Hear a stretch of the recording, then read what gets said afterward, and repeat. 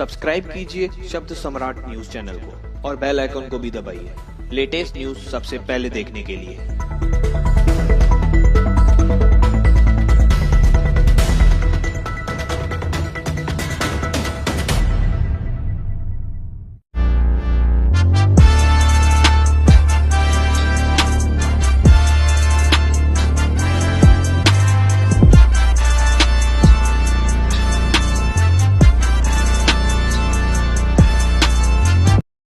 नमस्कार, शब्द सम्राट न्यूज में आपका स्वागत है। मुंबई से सटे उल्लासनगर में पैनल क्रमांक 18 में सभी चारों उम्मीदवार अंबेडकरी उम्मीदवार है और पीआरपी पार्टी से चुनावी मैदान में नगाड़ा निशानी पर खड़े हैं। उल्लासनगर में शिवसेना शिंदे गट, आरपीआई और पीआरपी के उम्मीदवारों ने आपस में मिलकर एक पैनल तैयार किया है जो नगाड़ा निशानी पर खड़े हैं। इस 18 नंबर पैनल में पूर्व नगरसेविका लताताई शांताराम निकम, एडवोकेट जय रजनीकांत गायकवाड़, पूर्व नगरसेवक प्रमोद टाले और प्रमोद टाले की सुपुत्री अक्षता प्रमोद टाले चुनावी मैदान में है और ये चारों उम्मीदवार अंबेडकरी है। पीआरपी महायुति का एक घटक है। वहीं शांताराम निकम ने बताया को प्रभाग पानी की समस्या ये एक महत्वपूर्ण विषय है, साथ ही सड़क आदि को भी बनाना है। और क्या कहा निकम ने, सुनते हैं उनकी ही जुबानी। प्रभाग क्रमांक 18 उल्हासनगर महानगरपालिकेचा, त्यामध्ये आम्ही पीआरपीच्या पॅनलमध्ये उभे आहोत। परंतु पीआरपीचं जे पॅनल बनलेलं आहे त्यामध्ये आरपीआय आठवले गटाचं आम्ही त्यांच्याकडनं निवडणूक लढवतोय। एक टीओकेकडनं आमच्यामध्ये आलेलं आहे आणि 2 पीआरपीचे उमेदवार आहेत, म्हणजे असे 4 उमेदवार हे पीआरपीच्या एबी फॉर्मवर आहेत आणि त्यामुळे एक निशाणी आम्हाला मिळालेली आहे। आमची निशाणी नगारा आहे। ही निशाणी एक मिळण्यासाठी आम्ही सगळे एबी फॉर्म हा पीआरपीचा लावलेला आहे। आज जर परिस्थिती पाहिली तर वार्डामध्ये प्रचंड प्रतिसाद आपल्याला मिळतोय। मी 2 वेळा नगरसेवक होतो। माझी पत्नी लता शांताराम निकम एकदा नगरसेवक होते।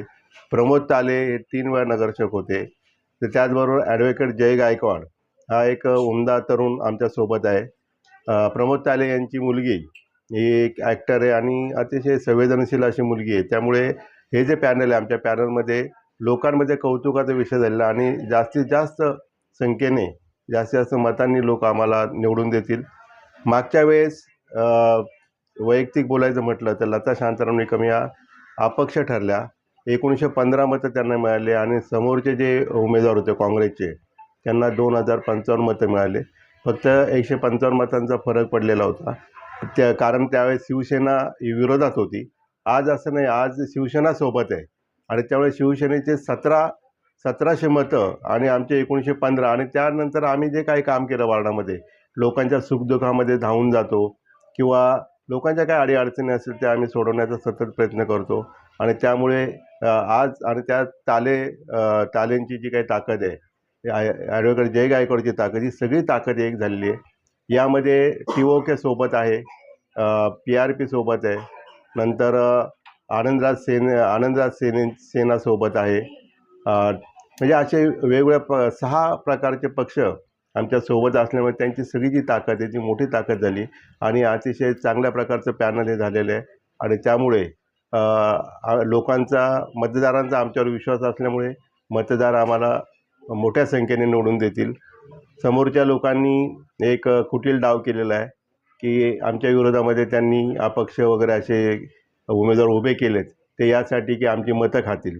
परंतु जनता समजदार आहे, मतदार समजदार आहे, त्यामुळे असा प्रकार होणार नाही। जे मागच्या वेळेस झालं त्यांनी मागच्या वेळेस पण हा प्रकार केलेला, आज असं होणार नाही। आज आपल्याला त्यांच्यासोबत फिरणारेसुद्धा जे काही कार्यकर्तेसुद्धा आपल्याला आपल्या पॅनलला मतदान करतील आणि मोठ्या प्रमाणात निवडून देतील।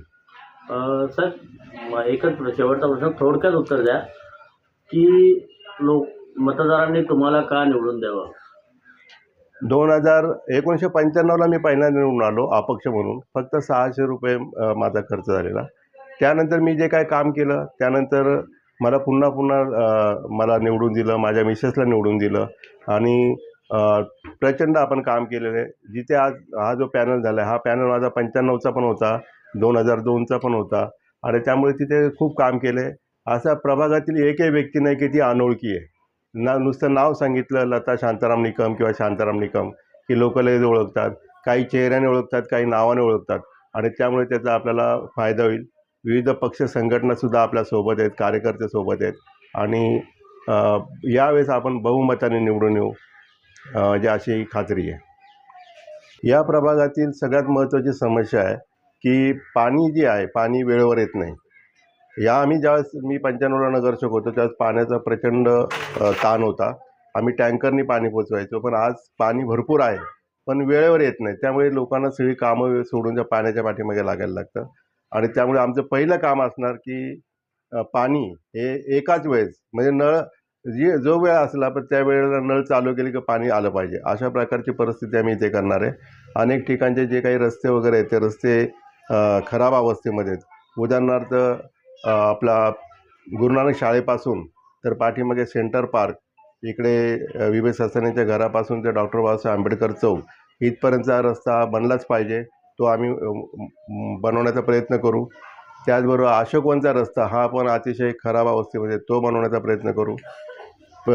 विभागातील जे सार्वजनिक शौचालय आहेत त्यांना एकाही शौचालयाला दरवाजा नाही, अतिशय खेदाची बाब आहे. यासाठी आम्ही अनेक वेळा आयुक्तांना भेटलो परंतु ते झालं नाही. तर सगळ्यात पहिलं काम आमचं ते असेल की सगळ्या शौचालयांना दरवाजे लावायचे आणि आपल्या लोकांची लाज राखायची. अशा प्रकारचं आमचं एक काम असेल. लाईट वारंवार जाते त्यासाठी सुद्धा आमचं आंदोलन असणार आहे आणि बाकीच्या ज्या काही समस्या असतात शाळेच्या, आरोग्याच्या, दवाखान्यातल्या, ते तर आम्ही नेहमी करत असतो, यापुढे सुद्धा करत राहणार. नमस्कार, शब्द सम्राट न्यूज में आपका स्वागत है। मुंबई से सटे उल्लासनगर में मनपा चुनाव को लेकर भाजपा और रिपब्लिकन पार्टी ऑफ इंडिया के आठवले गठ में खींचतान शुरू। वही इसको लेकर रिपब्लिकन पार्टी ऑफ इंडिया दो गुटों में बांट गई। एक गुट